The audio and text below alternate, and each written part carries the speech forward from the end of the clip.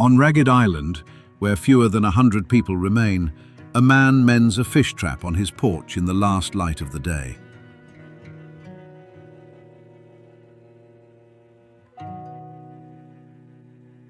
"200 miles north, on a dock at Spanish Wells, a woman waits with a handwritten list for a boat that carries her flour, her mail, and her medicine.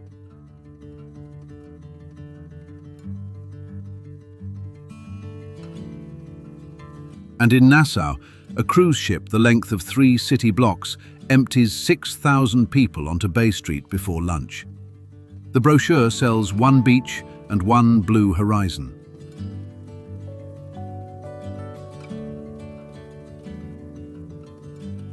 In fact, this is an archipelago of roughly 700 islands and 2,000 keys, and only about 30 of them have anyone living on them at all.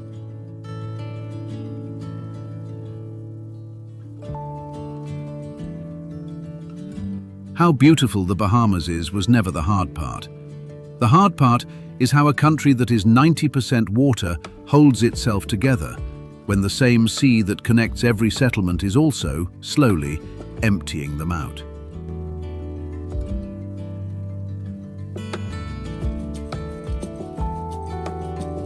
The passage moves west to east across the shallow banks. The boats that feed the far islands, the young who leave them, the people who met Columbus first, and the one harbour the whole country still sails home to.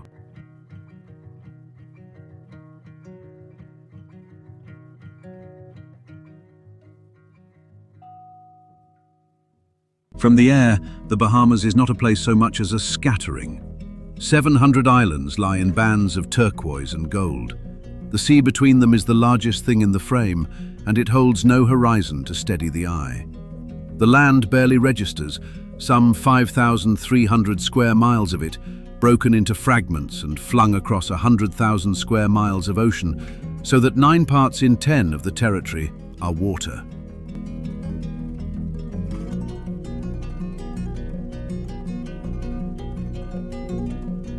From this height, the numbers stop being abstract.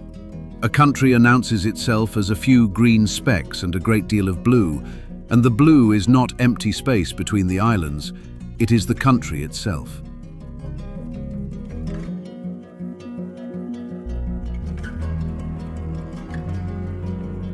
Then the altitude drops, and the pale shelf that runs beneath everything reveals its edge.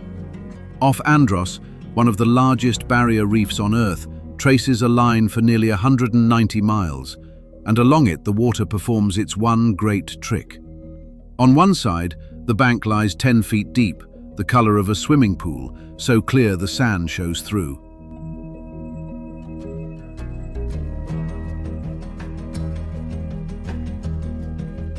On the other, within a single boat length, it falls away to more than 6,000 feet of black water. The old charts give that trench a name, the tongue of the ocean. And standing at the reef, a person sees both at once, the shallow floor and the sudden dark, divided by a line as clean as a coastline. Back on the shallows, the sea reads like a painted floor.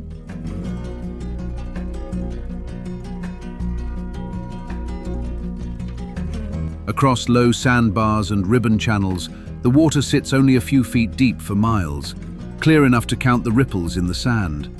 And here the color is a language. White means sand and safe shallows. Brown means coral waiting close to the surface. Green marks a channel deep enough to carry a hull. And blue means true depth.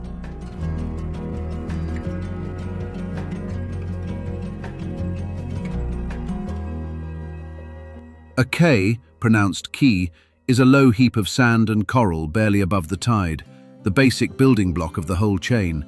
And between the quays, the color of the sea tells a captain everything the flat and featureless land cannot.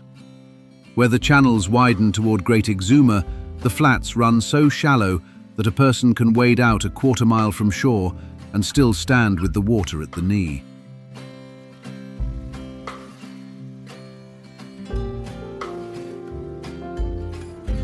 These banks are among the richest bone fishing grounds anywhere, a floor of turtle grass and sand where the fish move in nervous silver schools, and a guide can walk his skiff across them as easily as leading a horse by the bridle, reading the bottom through the soles of his feet. Out here, distance is measured not in roads, of which there are almost none, but in how far the shallows will let a person walk before the bottom drops away.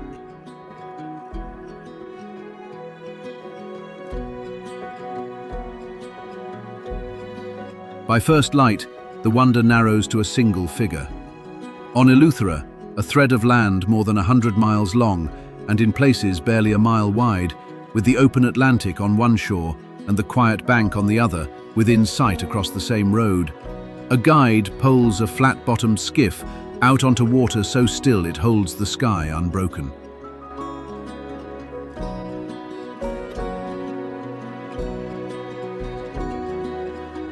He stands at the stern, and the only sound is the drip off the pole between strokes, a slow tap of water on water in the grey light. He does not consult a chart or a road sign, because there are none that would help him here. He reads the colour instead, the pale green seam winding through the white, and follows it the way another person follows a familiar street until the channel carries him home.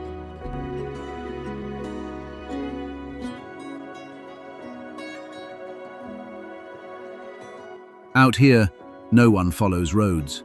They follow the colour of the water, and they wait for the boat.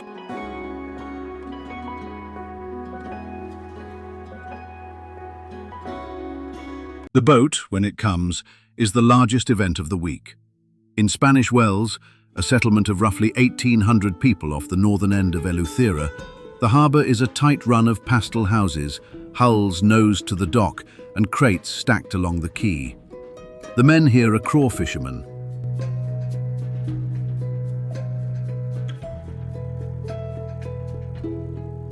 The crews out of this one small island land the greater part of the nation's spiny lobster, the catch the wider world knows as Caribbean lobster tail, hauled from traps set across the banks and sold onto the export houses. Yet a place that feeds so much of the country still takes its own supplies off a boat. It is the same scheduled vessel that carries the mail, the groceries, the fan belts and the flour, and the sip-sip, the island word for its news, all in the one hold.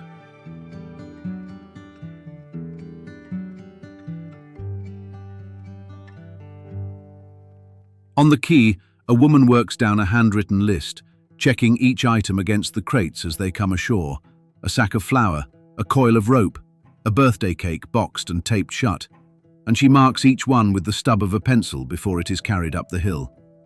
Nothing here runs on a timetable so much as on the weather, and the weather, not the clock, decides which day the week's supplies arrive.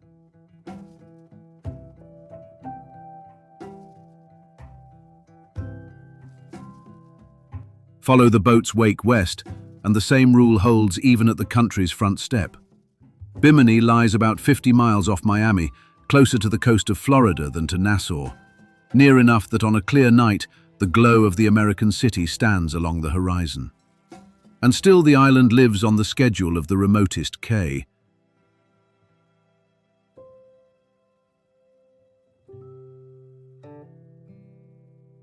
The supermarkets of a superpower sit an hour away across the water, almost in sight, and yet the week in Bimini is organized around when the supply vessel ties up, when the pallets come off, and when the shelves in the grocery fill again. Nearness to Miami changes the view and nothing else. The Gulf Stream that runs in the gap between is one of the great ocean rivers of the world, a moving band of deep blue that has carried fishermen and rum runners and sport boats for 100 years, and it does not make the crossing ordinary.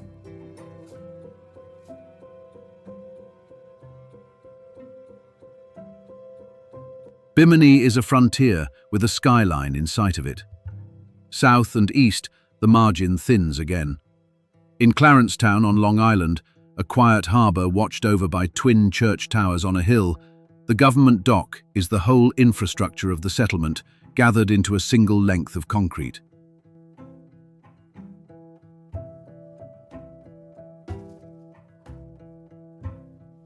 It is the pharmacy and the post office and the newsstand at once, and none of them open until the vessel is tied up and the lines are made fast. When the boat is late, and it is often late, the shelves in the shop empty in a particular order: bread first, then eggs, then the tinned goods, and a plan made on Monday waits on a hull that may not round the point until Thursday.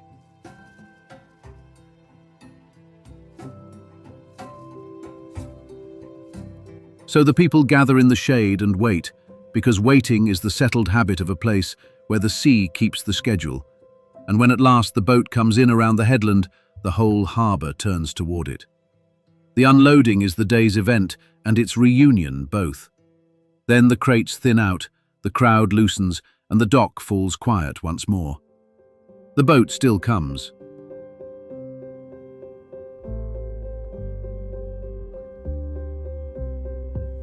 It is the people it comes for who are getting fewer.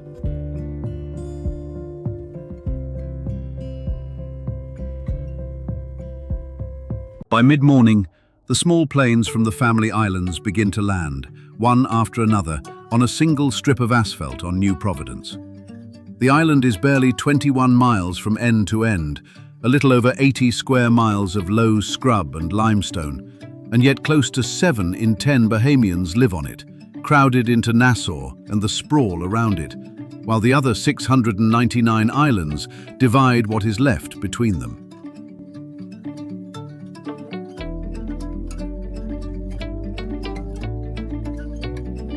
The pull is not a mystery. The hospital is here, the college is here, the government offices and the resort payrolls are here. And a young person finishing school on a far island does the arithmetic without much trouble, weighing a settlement of 200 people with no clinic and 1 boat a week against the one place in the country where the work actually is.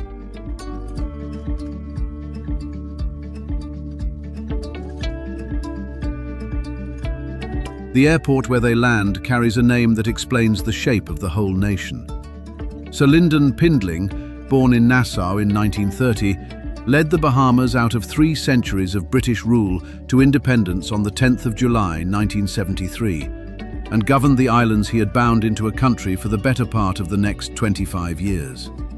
The main gateway was renamed in his honour in 2006, 6 years after his death, and through it now passes the largest steady movement in Bahamian life.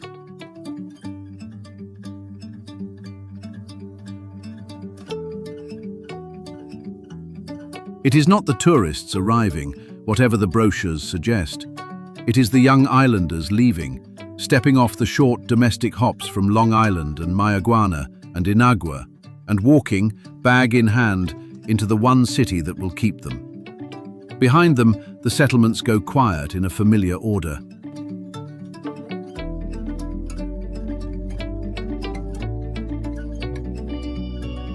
First, the school closes, when the roll falls below a dozen children and no teacher can be justified. Then the shop shutters, and the clinic that once sent a nurse every week sends one every month, and then only when the weather allows. What is left is an older population keeping older houses, and the same pull that fills the city empties the village by exactly the same logic. One departure, and in the end, one funeral at a time.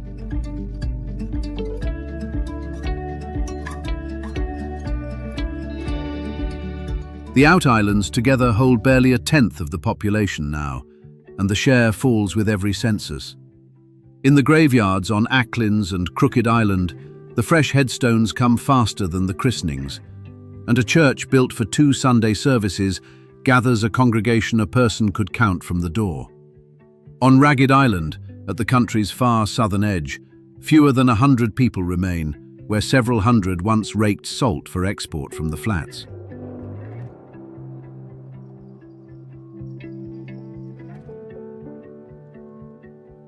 At dusk, a single lamp burns in a single window. The man from the first light of this passage sits on his porch and finishes the fish trap, bending and tucking the last of the wire, and then carries it indoors and sets a kettle on a 1-burner stove. The house is larger than one man needs.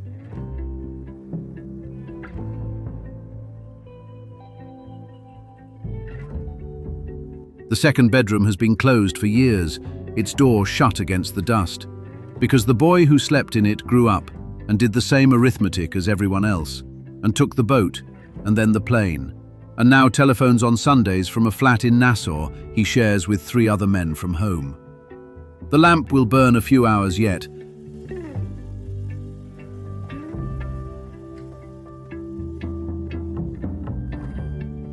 but the island has watched this happen before and knows how it goes.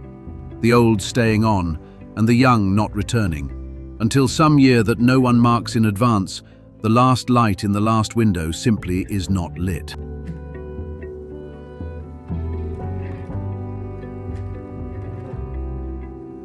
The islands have emptied before, and once they emptied completely.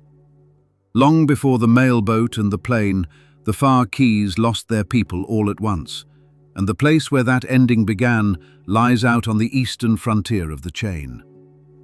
On the morning of the 12th of October 1492, a landfall on a small island whose people called it Guanahani became the first meeting between Europe and the Americas.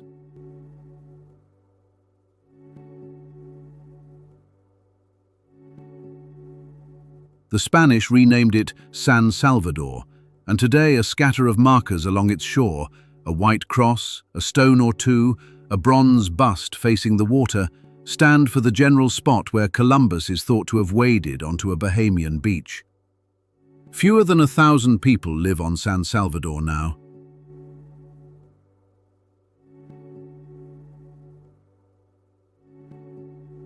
Five and a half centuries ago, the island, and every bank around it, belonged wholly to the Lucayans.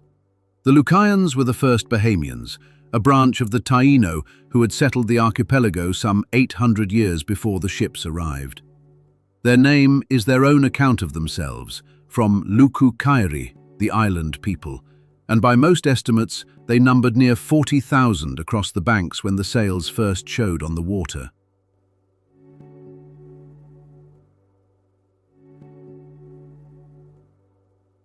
They fished the flats, cut canoes from single trunks large enough to carry 40 men, and read the same coloured water the guides still read at dawn today. They had no immunity to the diseases the newcomers carried, and no defence against what the newcomers wanted. What followed was quick and total.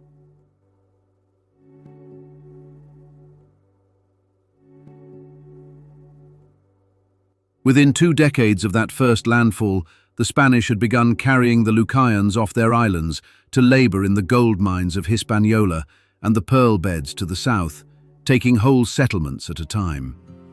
Those who did not die of smallpox and measles died of hunger and overwork, far from the flats they knew. By 1520, when a ship swept the entire Bahamas searching for people left to enslave, it is said to have found 11 of them in the whole archipelago.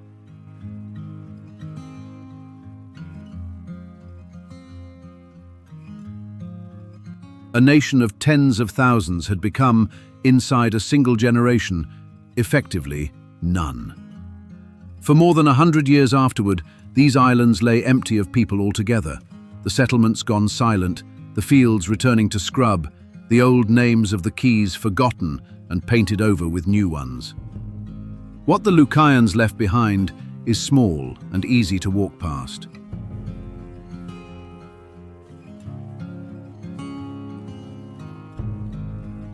In caves on a handful of islands, their handprints survive on the limestone, a spread palm pressed to the rock at a child's height, and beside them, simple carvings.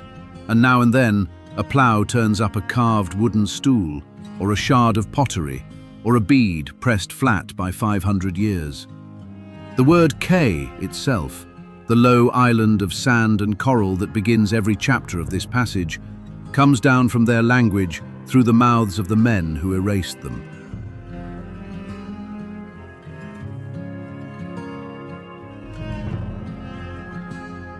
A people can be gone entirely and still be spoken every day by the country that replaced them, without that country knowing whose word it holds in its mouth. The islands that stand here now were made a home a second time, much of it by people brought later and in chains, and by their children and their children's children.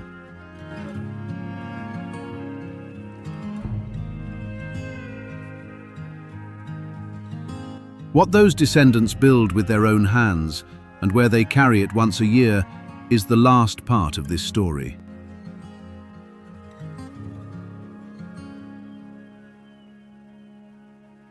Once a year, in the last week of April, the sea does the opposite of everything this passage has watched it do. Instead of carrying people away, it brings them back.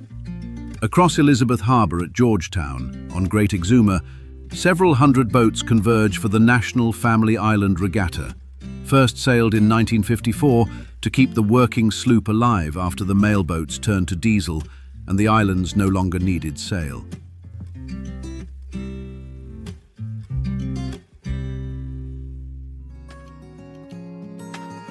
For 3 or 4 days, the harbour that lies all but empty 51 weeks of the year fills rail to rail with masts, and families who long ago left for Nassau, for Miami, for London, come back to the island their grandparents once left to them. The boats they race are nothing like the yachts anchored around them. The Bahamian Class A sloop is built of wood, single-masted, and carries far more sail than reason allows, so that the crew must hang their whole weight out on long boards, called prees, to hold her upright.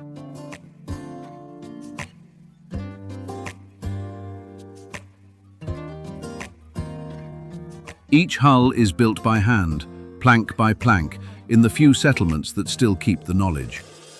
On Man O' War Quay, the Albury family has shaped boats for more than 100 years, cutting frames from horseflesh and Madeira wood, with the grain running true. And on Harbour Island, the same shorecraft goes on, a hull rising slowly in a yard that smells of cedar and fresh paint.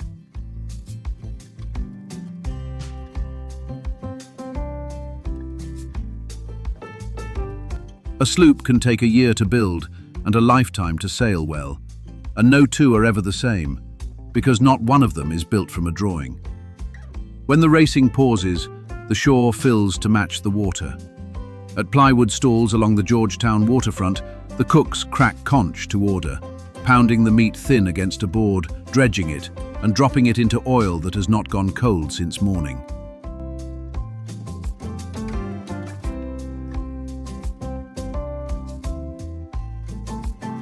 Beside it sits souse, a clear broth of lime, pepper, and boiled meat that a Bahamian eats at breakfast the way another country takes coffee. Children chase one another along the sand between the beached hulls, and a rake and scrape band strikes up in the shade, carpenter's saw and goatskin drum and accordion, until the whole crowd finds the beat without being asked.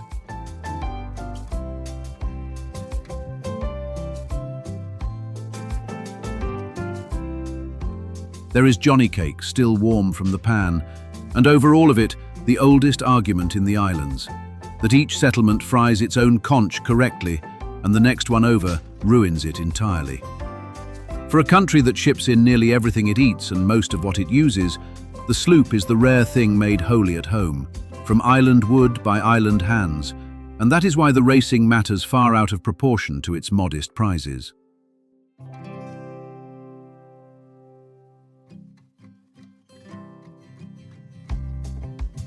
Sir Durward Knowles, born in Nassau in 1917, learned these waters as a boy and went on to win the Bahamas its first Olympic gold in sailing at the Tokyo Games of 1964, with his crewman Cecil Cook beside him. He stayed close to the water for the rest of a very long life, until his death in 2018 at the age of 100.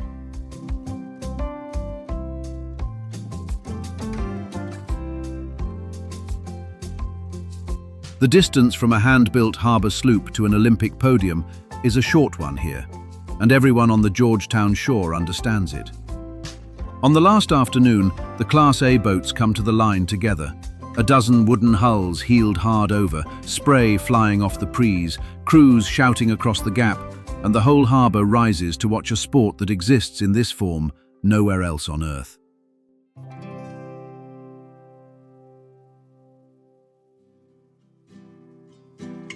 Then the wind eases, the crews coil their sheets, and the boats that sailed in from 40 scattered settlements turn one by one for home. Back out across the same pale water that empties the islands the other 51 weeks of the year. For one weekend, the sea carries everyone in the same direction. Then, gently, it lets them go.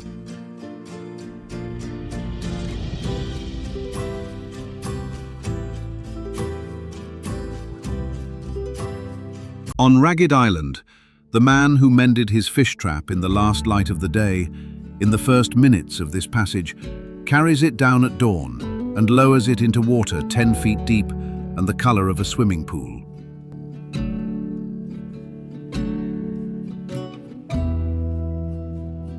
Fewer than 100 people wake to the same morning with him. The mailboat is due on Thursday, weather allowing.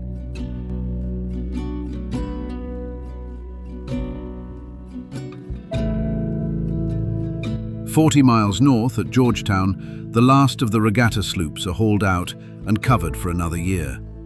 The planes to Nassau leave full.